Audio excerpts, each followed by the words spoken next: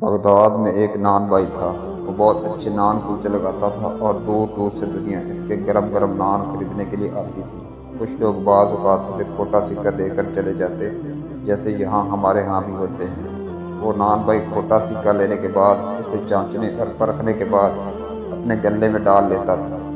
کبھی واپس نہیں کرتا تھا اور کسی کو آواز دے کر نہیں کہتا تھا کہ تم نے مجھے کھوٹا سکہ دیا ہے، یا بے ایمانی کا طعنہ نہیں دیتا، بلکہ محبت سے وہ سکہ بھی رکھ لیتا تھا۔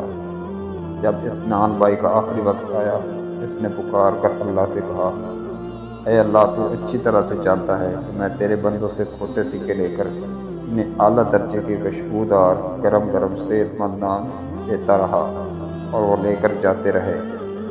آج میں تیرے پاس جھوٹی اور کھوٹی عبادت لے کر آیا ہوں، وہ اس طرح سے نہیں جیسے تو چاہتا ہے۔ میری تجھ سے یہ درخواست ہے کہ جس طرح سے میں نے تیری مخلوق کو معاف کیا، تو بھی مجھے معاف کر دے۔ میرے پاس اصل عبادت نہیں ہے۔